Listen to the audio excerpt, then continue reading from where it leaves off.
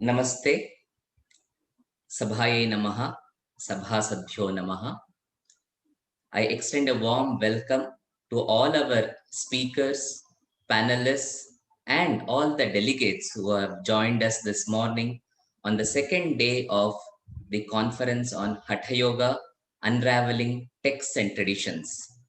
As mentioned, this is the second conference in the series of philosophy and praxis of yoga that was started last year by Indica Academy and Indica Yoga. Indica Yoga is a platform that aspires to offer authentic, immersive, and transformative yoga experiences in various forms, including retreats, workshops, courses, etc., in different parts of the world. We have been operating since 2 years, and our focus has been to bring in the scholar practitioner's perspective into the vast field of yoga. So in this background, we have the second conference focusing on primarily on Hatha Yoga, especially even in Hatha Yoga, the form of yoga which is quite popular today, it has its ancient traditions. And we are now looking into two seminal aspects of it, that is the text as well as the tradition. Yesterday, we saw how Hatha Yoga expands itself or draws from various traditions, out of which we looked into Shaiva Agama, we also looked into the connections with the Vedanta, and today we will be exploring a very important aspect of this relationship with Tantra. The moment we speak about the origins of Hatha Yoga, the first thing that comes to our mind, the first source that we are drawn is towards Tantra. And in order to explore this, we have one of the finest teachers of this field, that is Professor Sthaneshwar Timalsina. Sthaneshwarji, I request you to come on board. Swagatam. Thank you so much. Professor Sthaneshwar is joining us from San Diego. He obtained his master's degree in 1991 from Sampurnananda University in Varanasi, India, and taught for several years in Nepal Sanskrit University, Kathmandu. He basically comes from Nepal. He completed his PhD from Martin Luther University in Halle, Germany, with a focus on the history of philosophy of Advaita. His dissertation is published under the title Seeing and Appearance. Before joining San Diego State University in 2005, Timalsina ji taught at the University of California, Santa Barbara, and Washington University in St. Louis. His areas of research include classical Hindu, Buddhist, and Jain literature and philosophies with a specific focus on consciousness studies. His book, Consciousness in Indian Philosophy, published by Routledge, is a comparative study of Advaita and Buddhist understandings of the self and consciousness. Professor Timalsina ji also works in the area of Tantric studies, and his recent publications, which include Tantric Visual Culture, a cognitive approach, again published by Routledge, and Language of Images, Visualization and Meaning in Tantras, explore the cognitive and cultural domains of Tantric visualization. Timalsina ji has published over 40 articles, book chapters, and review essays on religion, culture, literature, aesthetics, and philosophy. He teaches courses on Hindu, Buddhist, and Jain religious, philosophical, and literary traditions, and his teaching interests include religion and science, as well as yoga philosophy and practice. His current areas of research include theories of mind, with a particular focus on the cognitive aspects of recognition, memory, imagination, and emotion. So this is a very brief introduction of Professor Sthaneshwarji. And if I have to add a personal note, one of my teachers, Ramchandra Bhatt Kotemaneji, had met him in US perhaps a decade ago, and he was highly impressed. And he was always telling about Sthaneshwarji, and this is the first time I get to e-meet Sthaneshwarji on this platform. Swagatam Sthaneshwarji. Thank you so much. Sarvebhyo Namaha. What an honor to be here with you. And I apologize if I have been a bit late. So I'm still not good with time, although my current research is time, and I'm actually writing a book on the philosophy of time. I'm always confused about time. I thought it is tomorrow, and it happens to be today. Talking on Hatha Yoga, let's just go to the topic because we have limited time, and so many of you here already have profound knowledge in very many fields, and so I wouldn't want to waste your time. What is there to learn from Tantra? Start from practitioner's perspective about what we hear about Tantra, because Hatha Yoga has been washed off now. When I was 16 and doing yoga in ashrams, living in Sanskrit Gurukula, those were the days my friends would make fun of me, because there were very few people who would take Hatha Yoga very seriously. And then simply, if you are doing yoga, you are just going to be a yogi, basically. Times have changed. And slowly, even for Tantra, I hope times will change because we still have a huge reservation, hesitation when it comes to Tantra. There are many misconceptions regarding Tantra, connecting with black magic or with some sex or something like that. So it's like the real heart of Tantra is still not open to a wider mass. And this is a great topic. Thank you, Vinay Chandraji, for identifying a topic in which we can discuss the relation, the nexus between Hatha Yoga and Tantra. And so people can see a deeper, intricate relation between these two systems. And for that, we can do some textual discourse, as well as first we can go through some references of the anecdotes, which will go quickly to everybody's mind. The tradition goes that the founder of Tantra is Matsyendranath. Matsyendranath is considered the first guru for the Kali Yuga as far as the Tantras go. So they say that in the Amarnath cave, Shiva and Parvati were in dialogue, and Matsyendranath, he manifested in the form of a fish and listened to the whole discourse of Shiva and Shakti, and thus gained immortality. And his first and foremost disciple is Gorakshanath. That is the tradition. So we know that from the Tantra perspective, if Matsyendranath's Tantric teachings are to be considered the primary, then Kaula Parampara, because any text that we can trace related to Matsyendranath are linked with Kula or Kaula. And with Matsyendra, as soon as we hear the Matsyendranath, we refer to Kaula Parampara.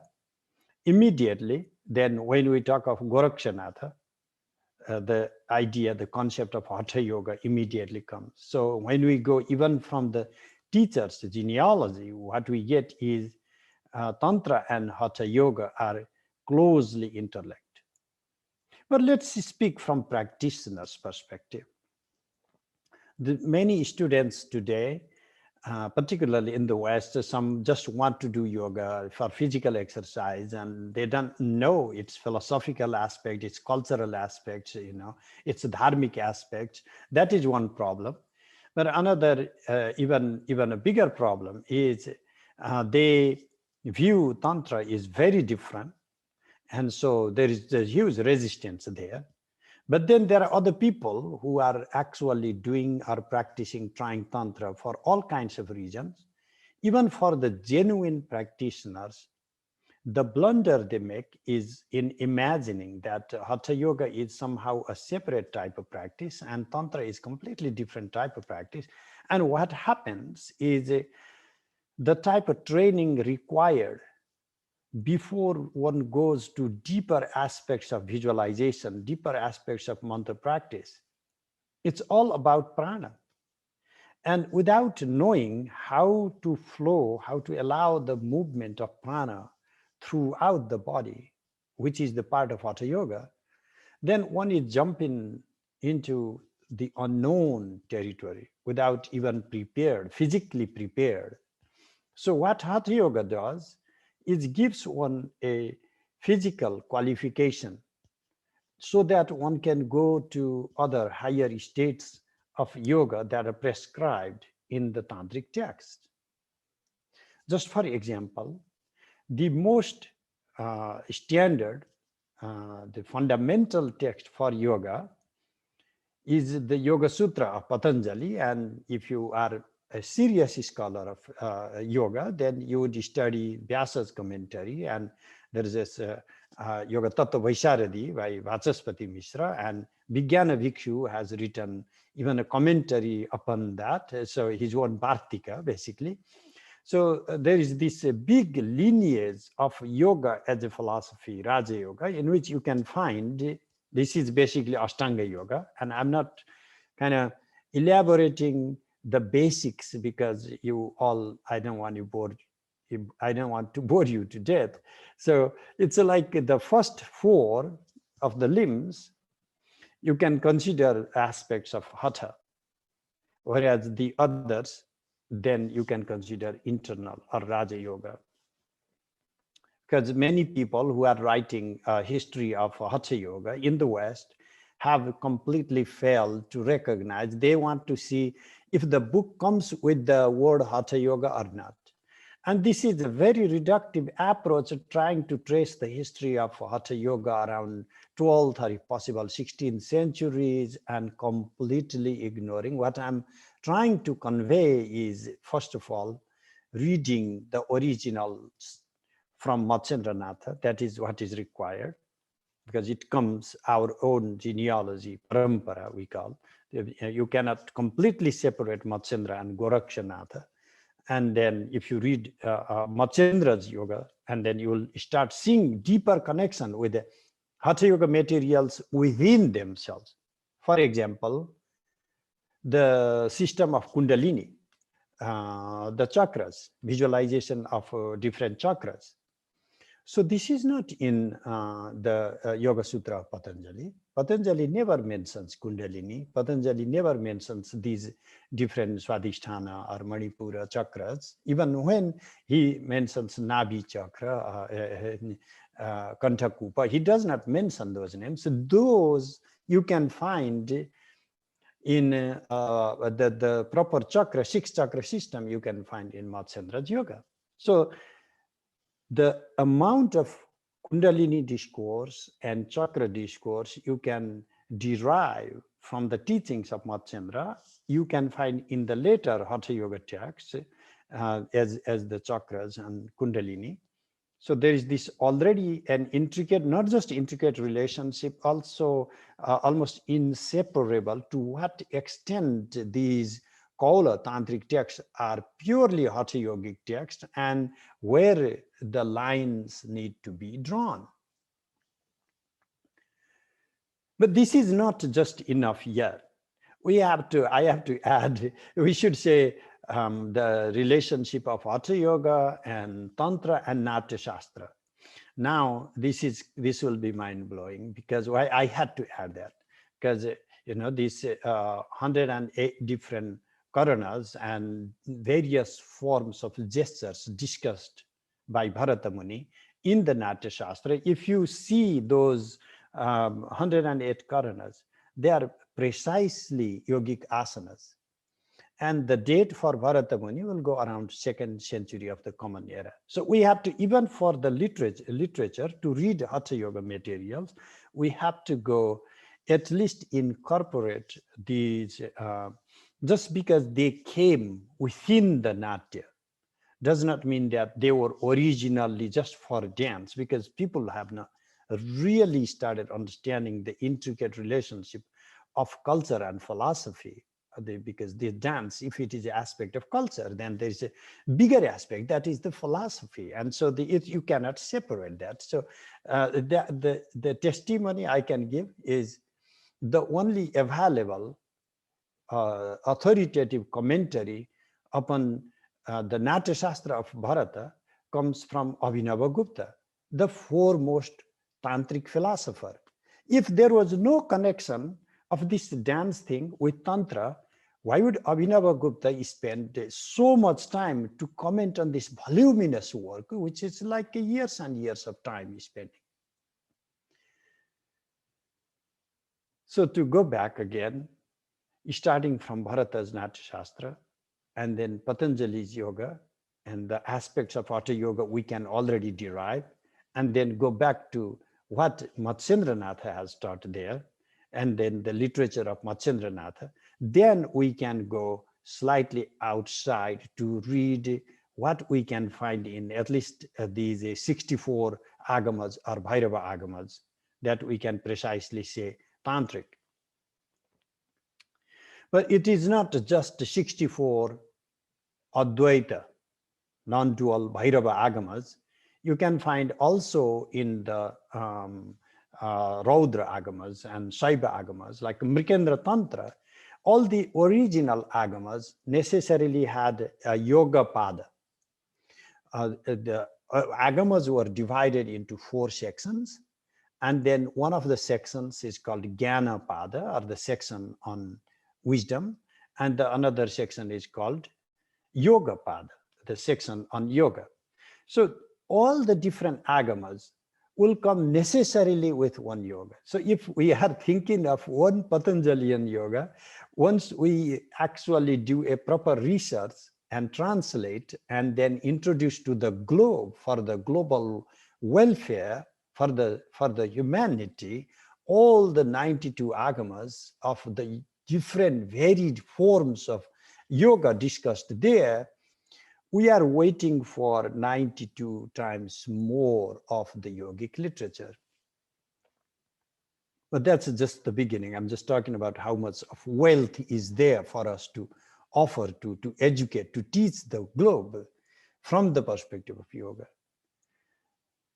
Now, coming from the Bhairava Āgamās, for example, Rudrayamala Tantra.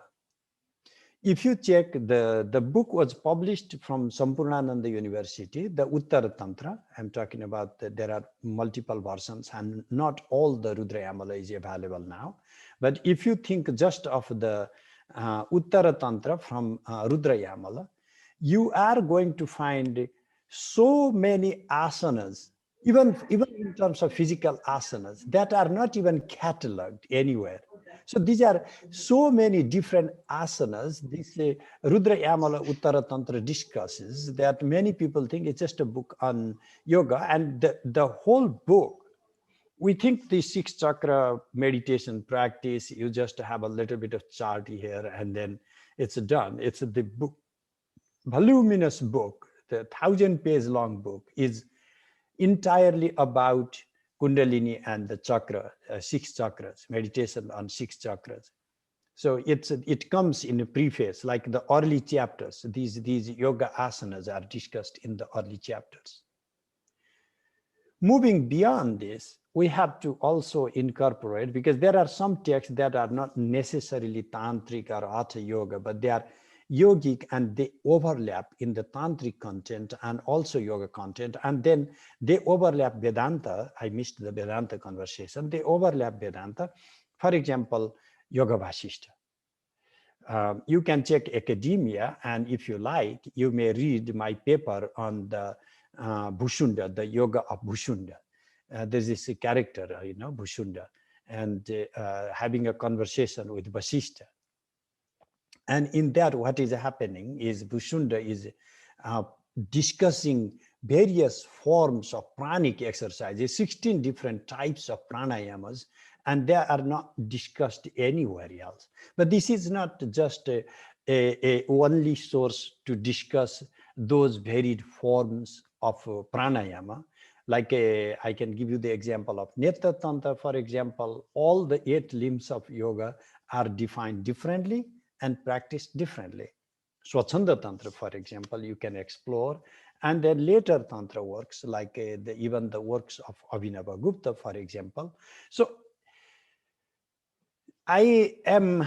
sometimes I get so excited. We have so much. Sometimes it makes me even sad that we have not been able to systematize and have a proper forum to offer it to the globe. And also, hurtful thing is these ideas, these philosophies, these teachings have been appropriated and misappropriated and culturally hijacked. And although I'm teaching here in the West, you should know all I work is in the field of Hindu philosophy, and comparatively sometimes I use Western models to discuss because my audience is in the West primarily.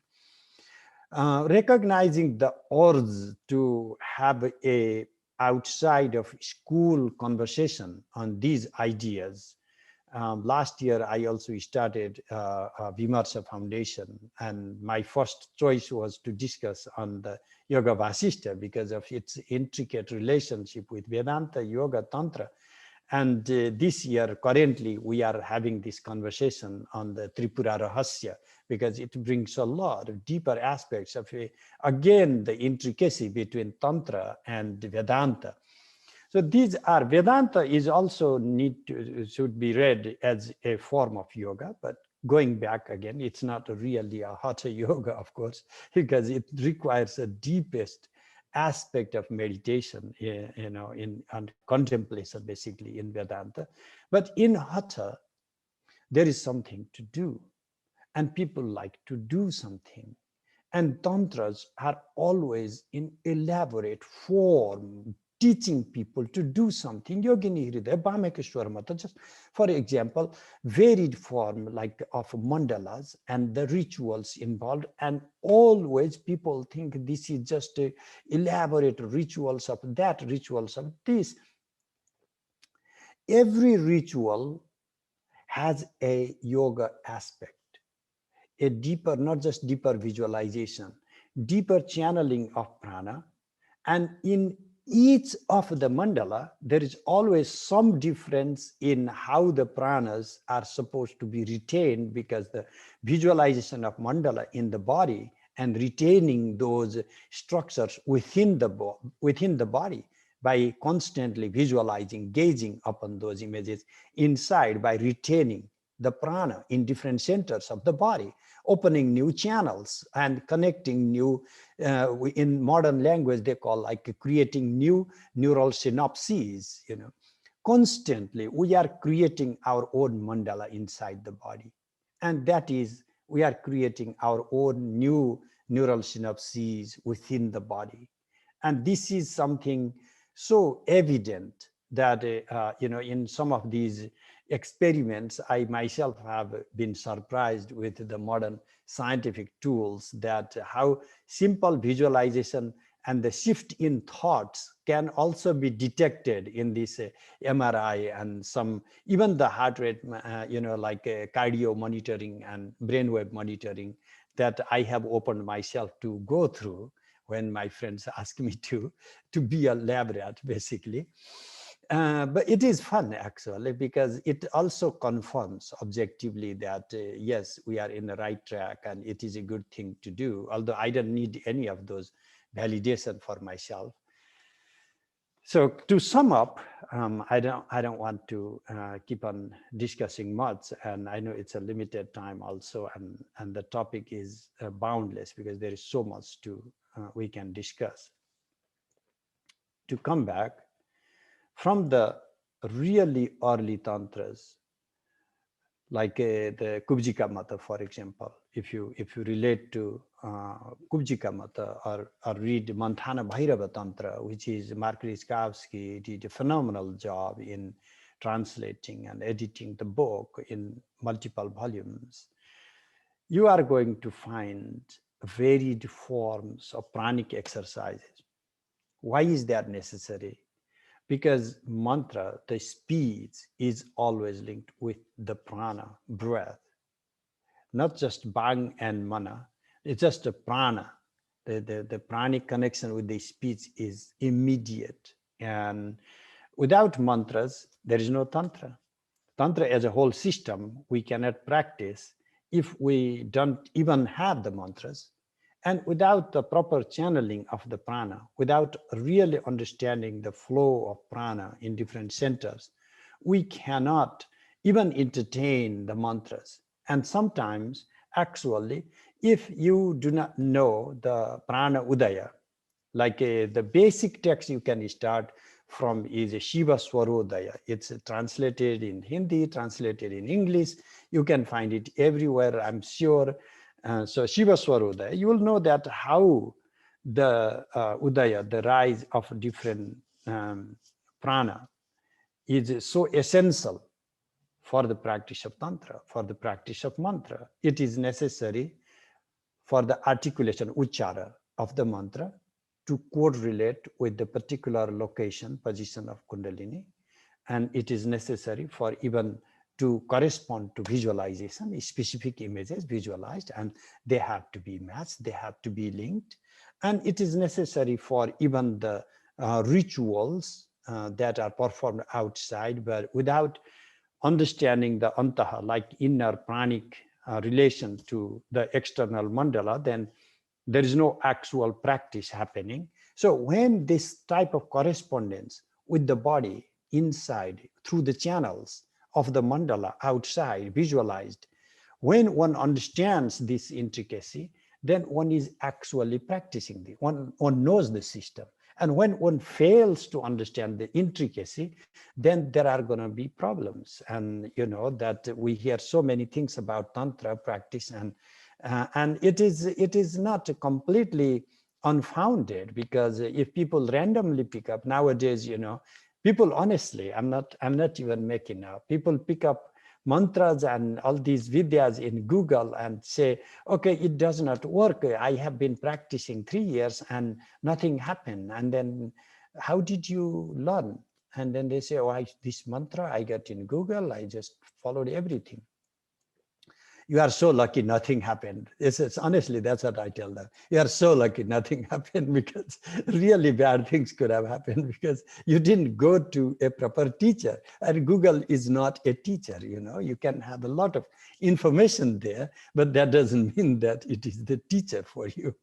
So it's not, that is where the lived tradition, you know, that is something many of my students here do not understand, the value of a lived tradition, the value of guru, that amount of value we put in our tradition to a lived master who has experienced these things and who can teach us directly, and who himself comes from the genealogy of teachers, not like randomly. I got this, I was sitting on a mountain and I got all the revelations. I don't want to talk about that, but that was not meant. That was not what it was meant when we talked about tradition. It was not some miracle to happen. It is about the insights. It's about the experiences distilled through generations and generations and explored, experimented by so many sages and rishis and yogis and munis. And that is what the yoga tradition is. That's also what the Tantra is. There's a deeper relation in every aspect of Tantric text you can explore. And I would, instead of going through this monologue, I think it's better that we just open for a conversation, and that will be, I think, a better use of our time. Thank you so much.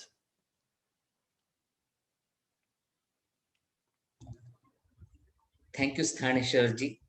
You have opened up a fascinating box for all of us, and I'm sure there'll be a lot of questions that would follow. We could have actually continued to listen to you for a much longer period, I think. I'm fine with it, but if questions come, then Sure. I'll be little more, I'll take a liberty to, go in that, because it's a new audience for me. And if I see the questions, I think that will help me relate more Sure. closely. So our friends will be keying in their questions in the Q&A box. Meanwhile, I'll start with a couple of questions that I have on my mind. We had a speaker yesterday who was presenting this idea. He's just started to work on this thesis that the concept of chakra was not so intrinsic to the Indian thought, but his idea is that it might have come from China. There was already a system that was ready to absorb it, and therefore Hatha systems at some point they took it up fully and absorbed into the system here. So this is his emerging thesis, still in a very early stage. But depending on the kind of study that you would have undergone and the explorations that you have of the Tantra texts, do you see the concepts of the chakras and the related systems and concepts appearing much earlier here as well? I have no doubt that China has also profound insights to share in this manner. And I was teaching my students some Taoist manuals of yoga practice, actually.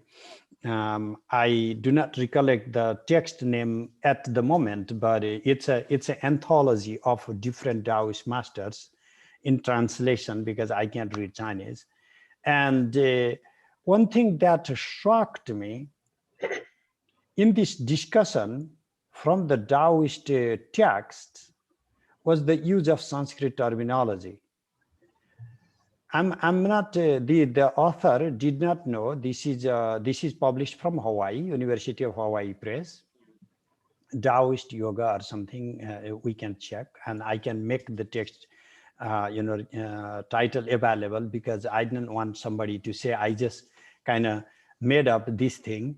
I'm speaking as a scholar. This is a scholarly publication I'm talking about, and I was personally shocked that why, if you have, like, how many Chinese words you encounter when you read Yoga Sutra or Haṭhayoga Pradipika or any of the texts. So I'm teaching here the Chinese text, all the different excerpts from all the big masters who are teaching yoga, meditation, different chakras, different visualizations from the Taoist perspective. And there is substantial amount of, countable number of Sanskrit terminology I noticed. But I am not a scholar besides beyond this point, I cannot say that therefore it is other way around. But at least we have to, as a scholar, we have to be very open-minded. And then, because historically Tantric texts were written around 7th century or afterward, and you cannot start tracing the history of Tantra based on the Tantra text and then see that is the chakra. You have to open up for the chakra type conversation in earlier Indic literature, like Ashtachakra, Navadvara, Dehinampur, Ayodhya. Yeah, I'm talking about the Vedas, so you have to read the Rig Veda, you have to read Atharva Veda, and then we will have a more honest type of assessment. Why people, mostly this is a Western kind of construction that, Tantras and Vedas are completely opposite. Correct. Like coming from two different civilizations, as if, And so most scholars who study Tantra are hesitant to discuss Veda and other way around. And so this type of animosity between the Vedic and Tantric applies more in the Smarta world, like a Smriti type of a code, but does not. If you read the Vedic text themselves, Vedic mysticism, and then read the Tantric mysticism, Tantric text themselves, you'll find much more closeness than maybe even with the Smarta tradition, Smriti texts, to the Vedas, because all these Smarta codes, I don't think are necessarily central to the Vedic. That's my position. I'm placing there. So therefore, Veda and Tantra, in my reading, are closer than even Smriti and Vedas. But something happened, because all these anyway, most predominantly, Āgamās came in the Saiva Shakta background. And we know, to tell you the truth, we are also sectarian when it comes to what text we read and what we avoid. Like there is so much of philosophy in the Trika system and Pratyabhijna system, and then very few darshanikas, very few philosophers even actually critique when critiquing, not just reading, forget about reading, they do not even want to criticize, they are just completely left out, untouchable. So this is a treatment that is kind of sort of giving all these wild fantasies about Tantra being completely outside, number one, and then maybe for the type of wonderful concepts like chakras, you need to come from China. And I'm sure that many things do come from China. So why not chakras? I have no objection to that, but I think that we should be open-minded first of all, because when I see someone with the diabetes, first of all, what a doctor, did your mom have diabetes, your dad had, your grandfather, before asking, like it's very least likely if your wife had a diabetes, and then there is a sort of a transmission. So we have to read the genetic history. So the same thing for cultures cultures are organic, and then they keep changing. They keep changing, and they do not stay the same. But there are always some aspects like genetics, some inheritance they are carried. So we have to first analyze in the background of the Vedas, and we do not find, but we find profoundly in the Chinese. So then we have to accept that. But we also have to accept that there is so much of Sanskrit philosophical knowledge borrowed from Indian civilization to China. So if China can learn, I'm sure India can learn too. So no problem there. But at least the evidence presented is not satisfactory to me. I have heard of that thesis. It's not a new thesis, by the way. That thesis has been around for a while and has never gained too much traction. Thank you for that, Professor. This question is about the discourses and the narratives which you also mentioned. See, when you were speaking about Hatha and Tantra, you also easily flowed into Natya Shastra. Like the disciplinary contours, they are not strict. One flows into the other.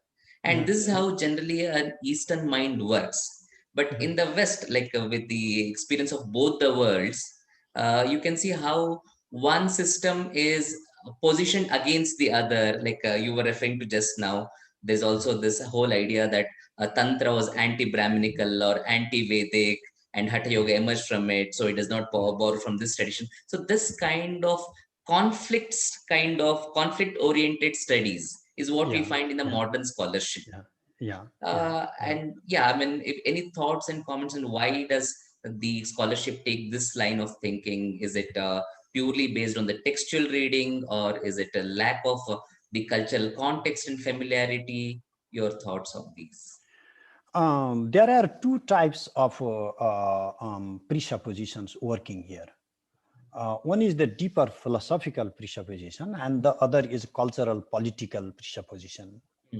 The philosophical presupposition is a dialectical idea that every idea has to fight against another idea, and they come in dialogue, and they have this one gets nullified or some kind of thesis, and then you have antithesis for that idea, and then this is a Hegelian model, and it has been very much standard for philosophical thinking in the West. That is how broadly Western philosophical thinking works. So that is a philosophical reasoning behind the thinking in this negating type of thesis and its negation, that model. The second I have idea is about cultural imperialism of the West, that the West wants to read these ideas as eternally fighting. There is no connection between these. So it becomes easy to, bracket each of them and box them to define them, and then project their own ideas, inject their own theses and arguments. So they can own, basically, they can have these cultural artifacts under their control. So, like how they say Tantra originated in Harappa culture, and these are the Aryans. And so these are two different civilizations, so the Vedic Aryans and the Harappan Tantrics, like fighting. And so that gives them this whole, there is this, like, I hate to bring any political thing, because it's number one, we end up repeating the same thing, but number two, we end up hurting ourselves too. And I don't like to do that. I like to talk about ideas only. But there is that we can't ignore this, buffalo inside, not the elephant, but at least a buffalo inside the room. We can't completely ignore that. So that these are the things I believe are functioning against us. Mhm. Thank you very much, Thaneshwarji, for that clarity. We also have with us Professor Nagaraj Patoriji, who is the director of Indic Academy, under the banner of which all these activities are unfolding. He's one of the finest scholars, both with the traditional as well as modern scholarship. So I also request him to join this conversation and offer his comments and questions at the moment. Uh, Thank you, Vinay Chandraji. I have been waiting to have darshan of Sthaneshwarji all the while, and now I am today blessed to have his darshan. Not only darshan, even I heard him. Uh, Such a great amount of resonance in ideas from Sthaneshwarji. And to your question to Sthaneshwarji regarding why they do this, one of my observations is that this is coming from what is called as a rationalist arrogance or scientist arrogance, which from the beginning of Renaissance, from the beginning of the origins of science, from the beginning of Enlightenment age, the approach has been that the whole world around is superstitious. The whole world around is having some irrational beliefs. And all academics is about to emancipate them from those superstitions and belief systems and all that. They found Europe to be full of Christianity and that religious belief, and they, from rationality, from reason, they wanted to emancipate people from faith. And when they come to the other parts of the world, also, they always think this: oh, these people are unnecessarily antiquating it. I will bring it down. I will bring it closer. I will make it recent. They are unnecessarily thinking that they are all connected. I'll show this to them that they're all not connected. They're all different. So whatever you think in a traditional system, they want to blow it up and explode and create sensation and say, this is my paper, this is my new finding. You see, I blew. And that glowing tendency all the time, that oh, some revelation, great. So I'm blowing your beliefs up. That is the tendency they have. Not only your, even within their academia, within the university system, every older paper has to be blown up. Yeah. Older Yeah. paper, earlier paper has to be exploded. So you said it is recent, I'll make it older. You said it is older, I'll make it recent. You said there are connections, I'll remove the connections. If you said there are no connections, I'll show the connections. Always this kind of, that's how they survive in the university system. Uh, so they have to do it. That is the business. But for us, this is tradition. We are living it. So let us live it the way we live it, and let them live the way they live in the university. So coming back to the other questions, Thaneshwarji, the word Hatha itself is defined in two ways. One, the very literal translation, that is by application of force, the practice which is done with the application of force or with the application of will. On the other side, the esoteric meaning of the combination of Ha and Tha, the lunar and the solar, the apana and the prana. So both these meanings I mean, they're quite popular. So coming from the tantric studies and looking through the text, do you have any other view on this, or is it defined in any of these texts in any other way? Your thoughts on that? When I was discussing yoga, my whole presupposition was Hatha is Hathat. The simple, instead of Ha is the sun and the Tha is the moon, that type of genealogy. And you can't even find Ha as the sun or whatever, the moon, in any other text than that very particular Yoga Pradipika text that or Geranda Samhita, you are going to get that in very later text on Hatha, but Hatha as a terminology is used much earlier. So I've not paid attention to explore if there are other meanings and if it is possible, but I would not even buy into that type of genealogy because, but that doesn't do any harm because it just narrows down the scope of yoga by means of defining Hatha in that ingenious way. The author is showing the primacy of prana. And where does the primacy of prana begin in the Hindu text? Not just the Upanishads. Now, immediately we have to go discuss, this Brahma Sutra, chapter, I think Ditya Adhyaya Chaturtha Pada. I may have to check. So the whole pada is on prana only. The whole discourse is on prana. So think of the amount of discourse on Upanishads that Badarayana thought of writing a whole pada while discussing Brahman, just related to prana only. So so prana's primacy is there in much earlier text, and Raicha Prana, so we can think of a Prashna Upanishad, for example. So these are I'm like a content. When we are content oriented, we become less concerned about a particular book, because if we are interested in that concept, when I'm reading a concept, for example, if I want to understand prana, I'm open to understand prana from wherever it is possible. So I will not limit myself to Geranda Samhita only, for example, to understand prana, because my understanding is of the concept, not a particular person or a particular time or a particular book.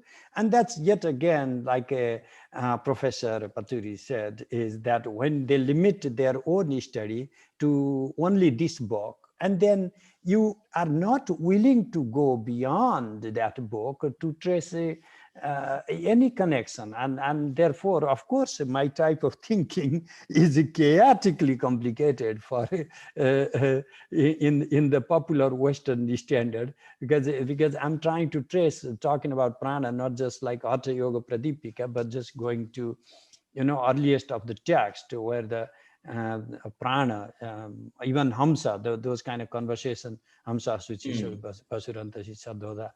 So I'm open to bring into discourse from the earliest available reference into the conversation, because those people, like again talking about cultural genetics, they were inheriting those ideas, and so even if not the exact copy of them, but they have some semblance of these ideas in the later text, we can't completely drop off the earlier. So therefore, I'm just not giving. I have not paid attention to how many different ways, but I'm simply understanding Hatha as Hatha, and then but when you open for prana, then you can open to any other text. That also I wanted to add. Thank you.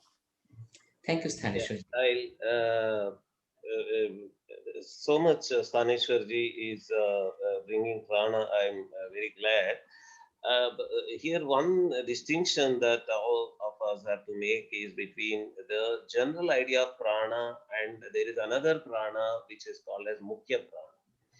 And this Mukhya prana is what in Upanishads and in some of the mantras in Samhita themselves has been adored as equivalent of Brahman. It has been made synonymous with Brahman. So that Mukhya prana and the prana at a different level are to be distinguished. And then yesterday there was this discussion about chakras and Kundalini and the Chinese ideas. I was also trying to say that it is this Mukhya prana which is parallel to Kundalini, which is in the form of a dormant inner Shariraka reality, embodied reality. and where you can have a control. Upanishads have ways to do that. Some glimpses. Upanishads do not cover the whole thing, but some glimpses of how Mukhya Prana is controlled. And actually, my father used to tell me that in the name of Madhvacharya, Madhva itself in Rigveda means Mukhya Prana. In one of the mantras, the word Madhva has been used in the sense of Mukhya Prana. And you can see that in Madhva tradition, you have the primacy of Prana. Jivottama is Prana himself, Mukhya Prana himself. Jivottama is Vayu, Jivottama is Hanuma, Jivottama is Bhima, and Jivottama comes in the form of Madhvacharya, they performed that again. So these things, that's the way Sthaneshwarji does. We cannot stop with Tantra. You have Madhvacharya, you have Madhva tradition. Mukhya Prana is such an important tradition, and Prana everywhere. The whole thing has got to do with Prana only there also. So, and when you do that, they say, no, Madhvacharya has to fight with Shankaracharya, right? So I'll create that fight. So no Prana, no Mukhya Prana, no Upanishads. Okay, thank you. Of course. Thank you, Partavati ji. Going back to Sthaneshwar ji, see, in the Tantra Sadhana, in the Tantra tradition, there's so much of importance given to sounds, the Bija mantras, and all these. And Sanskrit also has this focus on the correct pronunciation, on the correctness and the perfection of sounding. So, coming to this question, like, do you think a spoken Sanskrit or using of Sanskrit words more in a very conscious manner, it also contributes towards some sort of sadhana? What are your thoughts and comments? Of course, I'm a ardent Sanskrit follower, and my whole life has been on studying philosophical elements from Sanskrit. So one might immediately think that I am already saying what I believe, faith kind of confession. But this is the reason that the logic there is when we are in my own case, when you think of a Vedic time and everybody's speaking in Sanskrit, and that's a different story. In our normal life, when we have so many other languages that we are using, and then I'm immediately dropped into the Sanskrit speaking environment. And then when I'm speaking in any other language, I don't need to worry too much about correctness. Like, my English is not flawless. I'm making mistakes, and maybe there are run-on sentences, and then my accent is not good. But immediately when you think of speaking Sanskrit, your attention goes to correct articulation for everybody. So that gives you already alertness in speech.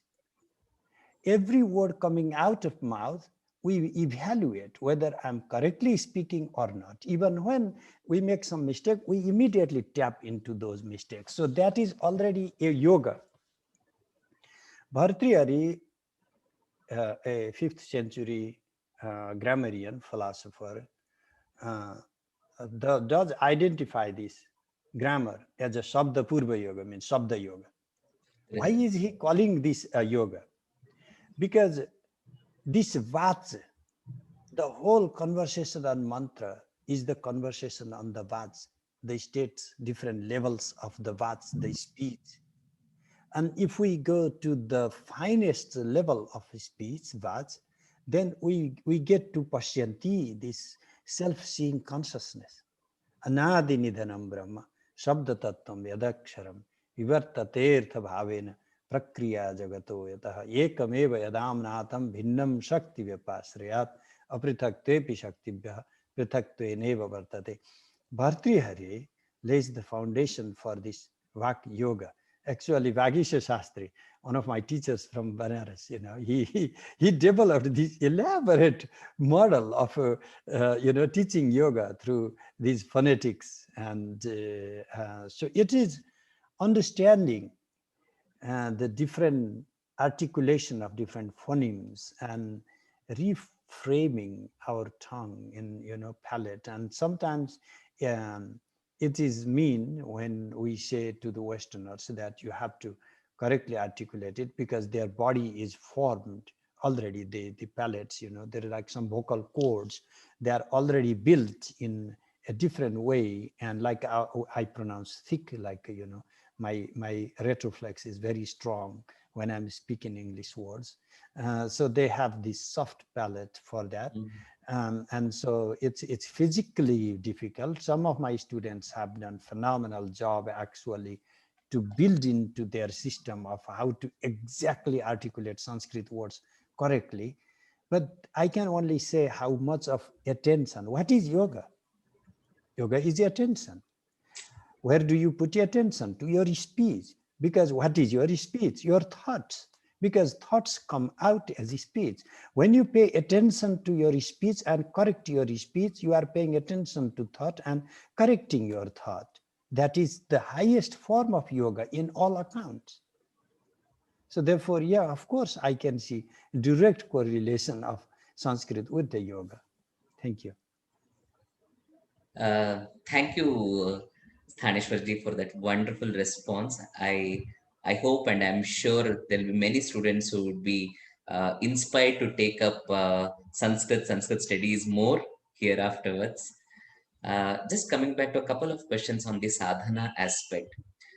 We have some of our friends who have been asking, what are the books that you would recommend for a beginner into the to understand the Tantra tradition? And also, are there any ashrams or places where that Guru Shishya Parampara is very active, where they can go learn, be part of that, such kind of an experience? This is the question of the day. I do not know how to answer, because you have to, first of all, I do not believe that people should just open a book and start reading. You can get the introduction to Tantra, like read, for example, Mahamahopadhyaya Gopinath Kaviraji, my Guru's Guru, or Pandit Brajwallabh Dwivedi, my Guruji, Hemendra Chakravarti, my Guruji, Lakshman Swami Lakshmanju, many of his works. So you can start, introduce yourself to that. I do not recommend practicing by even, getting the best books out there. You have to go to a teacher who himself is a practitioner of these things.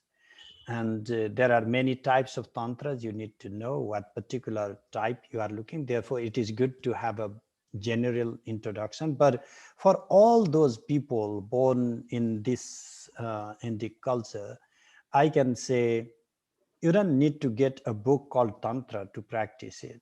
Just Devi Mahatmya, Saptasati, Durga Saptasati, Chandi. That is the first book for any level of higher Tantra to practice. Like when I enter into, when I tell my students, if you want to study Tantra, then just spend 1 whole year, practicing Navarna mantra, and then Saptasati, do the sadhana, and they think that I just am trying to, avoid them, not teach them. But because they have this fanciful idea of Vidya, Mahavidya, it's all cooked up things, cooked up ideas. You have to, there is this Indo-logical outcome. One of the, we are all, product of modern renaissance of India itself is an Indo-logical product. What we are doing is ignoring what is alive and trying to go to something chopped off in a remote history placed in like 10th century, 5th century, and then the most earliest is the best, pristine. And so these are all Indo-logical fantasies. So you as a practitioner should go to people who are actually doing Saptasati and do. So as far as keeping the tradition alive, I myself have struggled because, I went to Benares to study this tradition, and whatever my Guruji, my last Guruji, Ramji Malviya, also died 2 months ago. So I honestly am a total orphan. My father also died last year. and my Guruji, Ramji Malviya, who was in Benares, also passed away. So these gurus are a little different than modern day gurus because they were not like a missionary type. It's very difficult to learn from traditional gurus, but still, I think you should explore those traditional pandits, traditional practitioners than this modern gimmick and glamour.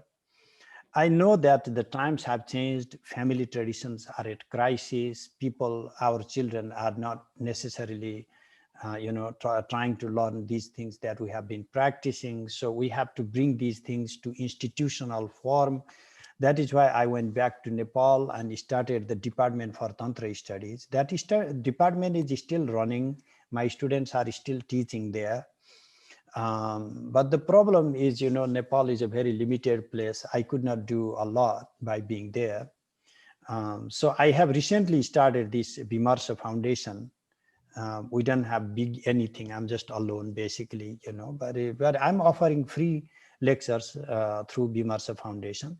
And my idea is to whatever can be disseminated, should be disseminated, should be taught to the audience that is willing to learn in more traditional way, rather than just this grade-oriented education. I can introduce to Tantra philosophy to my college students and they can be surprised, but then that is as far as it goes. There is no, for me, the crisis I feel like Shankara Chaitanya Bharati, none of my gurus, the great masters from Benares.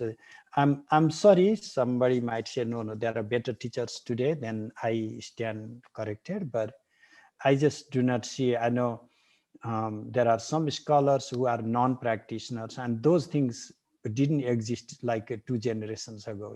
We have created this type of scholarship even in India, who clearly say that I study Tantra, but I don't practice these things, So this already, people are very reluctant to engage culturally. And so this is the need of the day. We have to, this is partly we are to blame because we have looked down upon this whole Agama heritage, at the cost of other smarta kind of things. But times have changed. If I tell my students, you go drink, I don't care, I don't drink, and then so they are gonna more likely listen to me than you are doing pataka, mahapataka by drinking, So it's being very inapplicable in modern society. So Tantric ethos are very liberal. So we may be able to educate our society based on Tantric ethos than trying to teach them in a very thorough smarta ethos. So we need to work more, but my rest of my life, I'll try to create this Vimarsha as an open platform, online platform for anybody from anywhere in the world to join and learn. Sthaneshwarji, thank you very much for this wonderful presentation. We are really tempted to get back to you with a request for this course on Tantric ethos. In fact, from Indica Yoga, we are offering various courses, at least one new course every month. And we may want you to consider this platform to offer your courses here. What we had today is just an appetizer, and we look for a full course meal.